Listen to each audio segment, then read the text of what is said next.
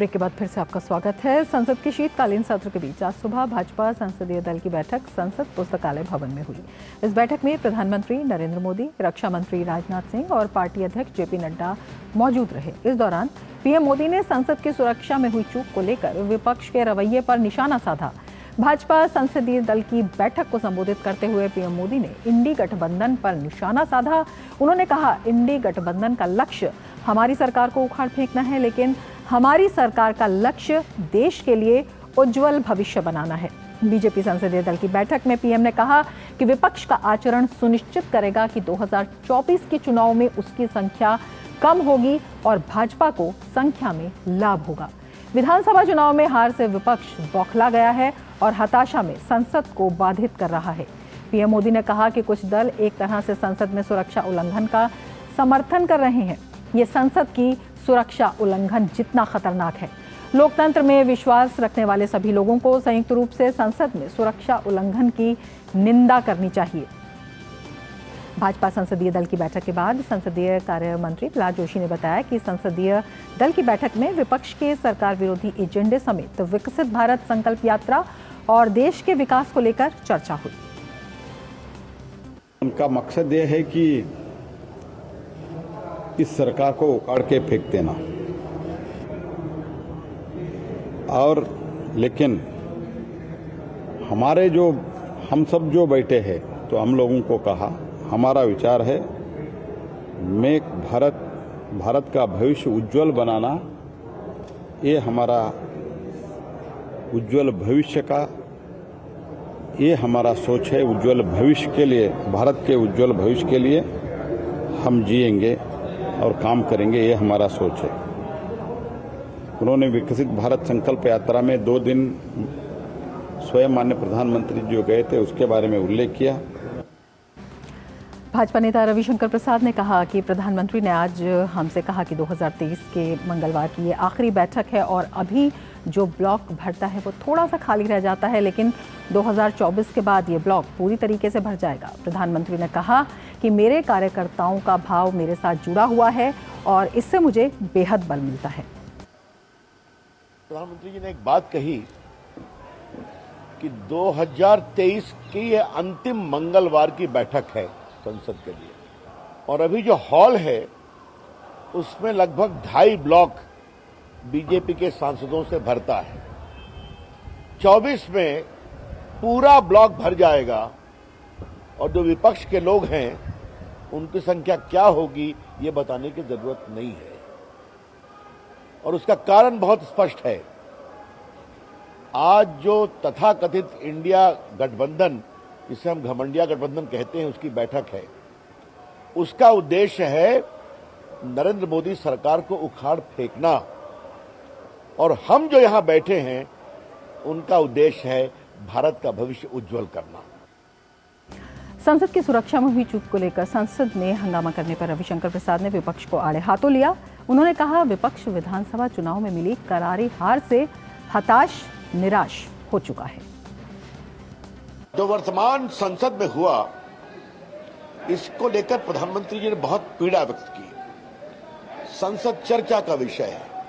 कई गंभीर बिल जिसे देश के विकास का और रास्ता बढ़ेगा, उस पर चर्चा होनी चाहिए। और ये जो ब्लॉक कर रहे हैं, जो अवरोध पैदा कर रहे हैं, ये उनकी हताशा है 3 प्रदेशों में हार के कारण। तो इसका मतलब यही है कि विपक्ष के लोगों को मालूम है कि उनको विपक्ष में ही बैठना है, इसलिए अपने चाल, चिंतन और सोच में कोई बदलाव नहीं कर रहे। उनकी संख्या और छोटी होने वाली है, इसलिए उनका पूरा व्यवहार, आचरण भी उसी प्रकार का है। ये बहुत दुर्भाग्यपूर्ण है।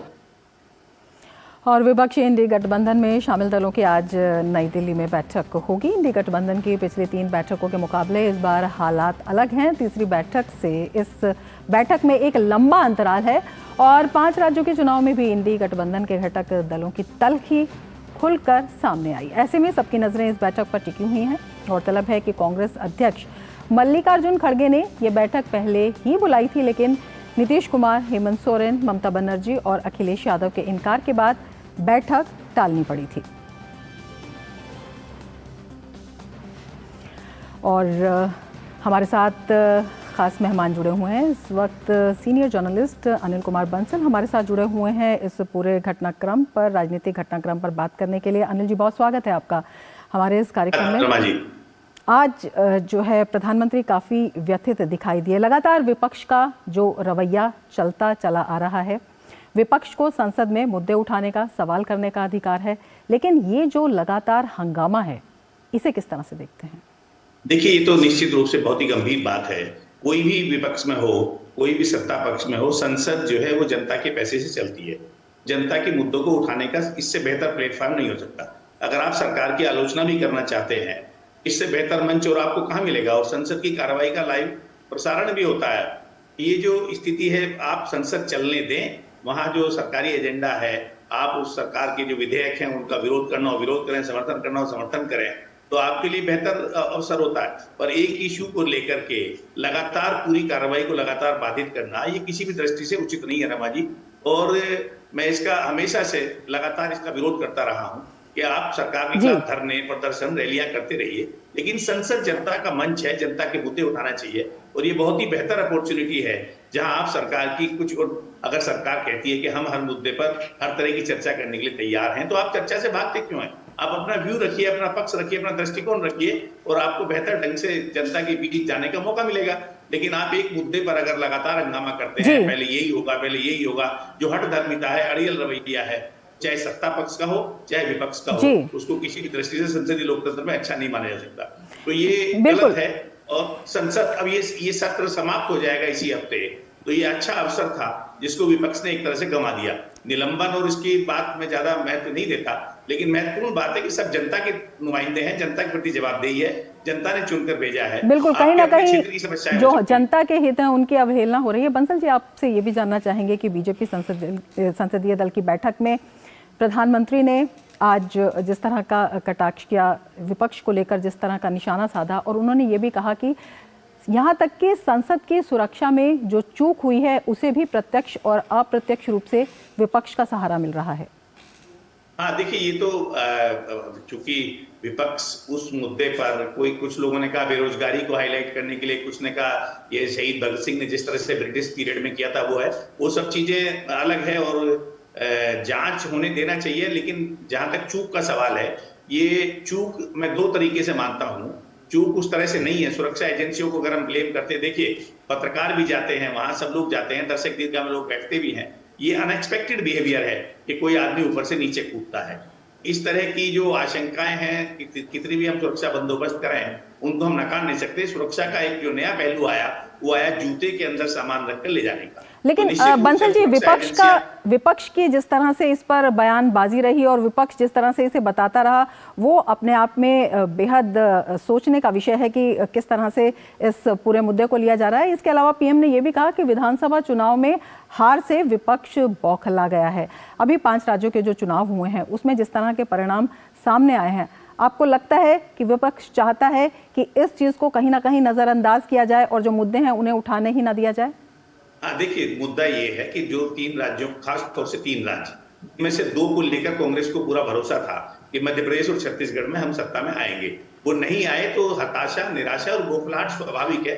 उसको आप ये नहीं मान सकते वो कोई अस्वाभाविक बात है। अगर आप आत्मविश्वास के शिकार हैं, आप मानते हैं हम तो जीते हुए हार गए, तो अब सबकी निगाह अगले साल होने वाले लोकसभा चुनाव, तो संसद का जो मंच है उसको राजनीति का अखाड़ा इसलिए बनाना चाहते हैं कि यहां से संदेश जनता को देना चाहते हैं। अब ये सोच की बात है, हम समझ रहे हैं कि हंगामा करेंगे तो जनता में बेहतर, हमारा जो है एक तरह से हमारे प्रति नजरिया जनता का बेहतर होगा, जबकि असली सोच ये है कि अब जनता भी ये नहीं चाहती कि संसद के सदन के पटल पर हंगामा हो। वहां सार्थक, सारगर्भित, रचनात्मक और विषयों पर आधारित बहस हो, केंद्रित बहस हो, ये जनता भी यही चाहती है और उनके मुद्दे हाईलाइट हो। इसके बजाय अगर हंगामा होगा तो ये एक तरह से जनता के पैसे की भी बर्बादी है। और अगर आप सरकार कोई विधेयक ला रही है, सरकार का तो बहुमत है, सरकार तो अपने विधेयक पारित कर ही लेगी, दोनों सदनों से समस्या नहीं है। उन विधेयकों पर हो सकता है आप कोई अच्छे विचार व्यक्त करते, कोई मुद्दे हाईलाइट करते, कोई सुधार का, संशोधन का प्रस्ताव लाते, कोई आपकी बात सरकार भी स्वीकार करती, ऐसी बात करते तो ये अच्छा अवसर होता। लेकिन उसको आपने गंवा दिया और आप सिर्फ जो है एक तरह से चुनावी और राजनीति करना चाहिए। राजनीतिक दल राजनीति न करें ये नहीं हो सकता, लेकिन हर समय हर विषय पर राजनीति करना ये उचित नहीं है। अवसर देखकर ही राजनीति करना चाहिए। जहां धरना देना है धरना दीजिए, प्रदर्शन करना प्रदर्शन कीजिए, पर संसद एक बेहतर मंच है जहां आप अपनी आवाज उठा सकते हैं, अपना बेहतर परफॉर्मेंस दिखा सकते हैं, सरकार की नीतियों की आलोचना कर सकते हैं, अगर विधेयकों में खामियां उनको हाईलाइट कर सकते हैं। इससे बचकर आप भाग रहे हैं और कल आप कहेंगे कि रूलिंग पार्टी ने बिना बहस के सारे विधेयक पारित कर लिए, तो इसका दोष फिर आपको ही जाएगा, क्योंकि आपने संसद चलने नहीं दी। और उनको जरूरी लगता है, वो तो करेंगे ही। सरकार ने जो अपना विधायी एजेंडा बनाया, संसद उसी के लिए शुरू किया जाता सत्र, वो अगर विधायी एजेंडा भी पूरा नहीं करेंगे तो संसद सत्र को चलाने का कोई औचित्य नहीं रह जाता। इसलिए विपक्ष को निश्चित रूप से, देखिए हंगामे भी रमा जी हमेशा होते रहे हैं, पर एक दिन 2 दिन 3 दिन तक हंगामा होता है तो फिर चीजें सुधर जाती हैं और कार्रवाई चलती है। जी बंसल जी, आपसे ये भी समझना चाहेंगे, आपसे ये भी समझना चाहेंगे, प्रधानमंत्री ने ये कहा कि हम विकास की बात करते हैं, लेकिन जो विपक्षी गठबंधन है वो मोदी को हटाने की बात करता है। तो ये जो दोनों उद्देश्य हैं, इसको आप किस तरह से देखते हैं, और जो ये विपक्ष का रवैया है वो किस तरह से एक प्रतिकूल दिशा में जाता हुआ दिखाई देता है? देखिए, अभी जो विपक्ष की एकता की बात जब हो रही है तो उनसे जब ये पूछा जाता है, कार्यक्रम आधारित बात नहीं हो रही है। सभी दल अभी कहते हैं हमारा पहला लक्ष्य भाजपा को सत्ता से हटाना है। तो ये बात तो वो खुद ही स्वीकार कर रहे हैं कि भाजपा को हटाना, यानी एक नकारात्मक राजनीति के दम पर वो अपनी राजनीति को धार देना चाहते हैं। जबकि ये फैसला जनता करती है। आप राजनीतिक दल ये फैसला नहीं कर सकते कि सत्ता में कौन आएगा कौन नहीं जाएगा, जनता किसको समर्थन देगी। तो ये बेसिक रूप से ये गलत है। उनको ये कहना चाहिए कि हम अपने एक बेहतर प्रोग्राम के साथ, बेहतर एजेंडा के साथ एक विकल्प के तौर पर पेश होना चाहते हैं। भाजपा को हटाना हमारा मकसद नहीं है, खुद सत्ता को हासिल करना हमारा मकसद है। ये कहने के बजाय जहां वो अपना एजेंडा ही बता रहे हैं कि इंडिया गठबंधन, इंडी गठबंधन, जो भी उसका नाम आप दें, उसमें पहला टारगेट ही ये है कि हमको भाजपा को सत्ता से हटाना है। और जो प्रधानमंत्री ने बात कही, क्योंकि उनके पास जनता का समर्थन है, अभी 3 राज्यों में जिस तरह से उनको विशाल जन समर्थन मिला है, उससे उनका आत्मविश्वास बढ़ना स्वाभाविक है। और वो जो अपनी जिस एजेंडा पर भी आगे बढ़ रहे हैं, उसे निश्चित रूप से लोगों को पसंद आ रहा होगा, तभी तो लोग समर्थन कर रहे हैं। तो प्रधानमंत्री जो बात कर रहे हैं, वो कह रहे हैं हम विपक्ष के विरोध में बात करके नहीं आ रहे हैं, हम अपने विकास के एजेंडा पर आगे बढ़ रहे हैं, और विरोधी दल सिर्फ हमको सत्ता से हटाने के एजेंडा पर आगे बढ़ रहे हैं।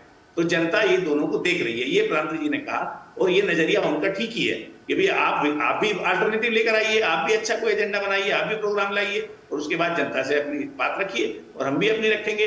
आपकी हमसे बेहतर सोच, नजरिया, कार्यप्रणाली, नीतियां, सिद्धांत होंगे तो जनता आपको चुनेगी, नहीं होंगे तो फिर जनता आपको नकार देगी।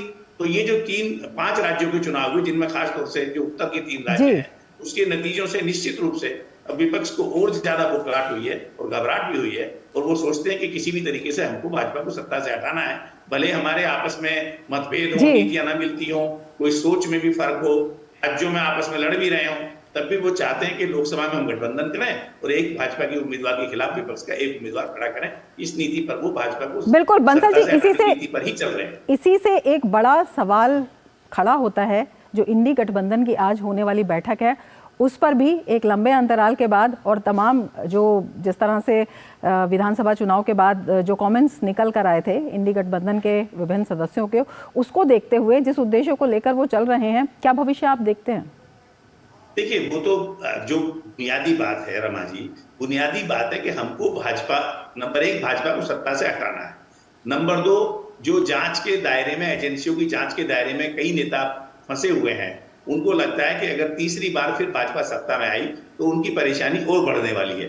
तो इस कारण से भले ही बेमेल गठबंधन हो, पुरजोर कोशिश उनकी ये है कि हम भाजपा को सत्ता से हटाएं, इसके लिए एकता करें, आपस में मन मिलते हो न मिलें, एक दूसरे की टांग खींचते रहें। पर ये जैसा कि मध्य प्रदेश में हमने देखा, अखिलेश यादव और कमलनाथ के बीच का जो द्वंद्व था, उससे इंडिया गठबंधन की, जो इंडी गठबंधन है, उनकी जो साख है, उनके भविष्य को लेकर, उनकी विश्वसनीयता को लेकर लोगों के मन में भी आशंकाएं पैदा हुई कि भी तो इस तरह से लड़ते हैं, अगर ये सत्ता में आ भी जाए तो कितने दिन चला पाएंगे। तो ये कहीं ना कहीं एक नकारात्मक भाव है, जो मुझे लगता है भाजपा के लिए आत्मसंतोष की बात है कि ये कितनी भी एकता करते रहे, कितना भी वो करते रहे, जब तक इनके मन नहीं मिलेंगे, जब तक नीति और सिद्धांत नहीं मिलेंगे, तब तक वो विकल्प भाजपा का नहीं बन पाएंगे। ऐसा सभी लोग जो समझते हैं, जिन्होंने अतीत में भी देखा है कि गठबंधन की जब राजनीति हुई है, जैसे अटल जी के नेतृत्व में गठबंधन था तो वो चला, सरकार 5 साल 6 साल चली, विश्वनाथ प्रताप सिंह की सरकार थी, नहीं चली। संयुक्त मोर्चे की सरकार थी 96 से 98 की, वो नहीं चली। तो जब तक आपस में कॉमन मिनिमम प्रोग्राम ना हो, कोई एजेंडा ना हो, कोई लक्ष्य आधारित राजनीति हम नहीं कर रहे हो, तब तक उसको स्थायित्व देना जो है आसान नहीं होता, संभव नहीं। बिल्कुल, और यही वजह है, आपको लगता है कि पीएम ने आज कहा कि अगर विपक्ष का यही रवैया रहा तो और भी सीटें इनकी कम हो सकती हैं? देखिए, सीटें तो कम होने को हालांकि पहले ही काफी कम है। जैसे 3 राज्यों में जहां चुनाव हुए, वहां छत्तीसगढ़, मध्य प्रदेश, राजस्थान की तो 25 की 25 सीटें पहले ही भाजपा के पास हैं। मध्य प्रदेश में भी 29 में से 28 सीटें भाजपा के पास हैं। अब ये है जैसे केरल में भाजपा की बैठक होने वाली है, हो सकता है दक्षिण में जो जहां विपक्षी कुछ सीटें हैं, या कुछ ऐसे राज्य हैं जहां पश्चिम बंगाल वगैरह, वहां भी जनता और जागरूक हो और उनको उसका सबक दे कि भाई आप जो है सकारात्मक राजनीति करिए, संसद को चलने दीजिए, हमारे हित के मुद्दे उठाइए, बजाय हंगामा करने की, क्योंकि हंगामे से कुछ हासिल नहीं होता, उससे सिवाय जनता का पैसा बर्बाद होता है। और लोगों में लोग जागरूक हो रहे हैं, युवा पीढ़ी खास तौर से। पुराने लोग थे लड़ाई झगड़ा पसंद करते थे, अब नई पीढ़ी को रोजगार, विकास और बहुत सारे विषयों में दिलचस्पी है। देश का तकनीकी विकास हो, इंफ्रास्ट्रक्चर डेवलपमेंट हो, सुख सुविधाएं बढ़े, हम दुनिया भर में हमारा नाम हो, हम वर्ल्ड की 3rd इकोनॉमी बने, ये सब चीजें नई जनरेशन के दिमाग में आती हैं। तो उनको हंगामा उस तरह से पसंद नहीं आता।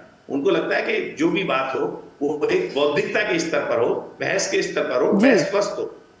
और कहीं ना कहीं जो जनता के मुद्दे हैं उन पर चर्चा जरूर होनी चाहिए, चाहे किसी तरह की भी हताशा या निराशा हो। बहुत शुक्रिया बंसल जी आपका इन तमाम मुद्दों पर प्रकाश डालने के लिए। और मुद्दों की कमी से जूझ रहा विपक्ष अब संवैधानिक पदों का मजाक उड़ाने से भी बात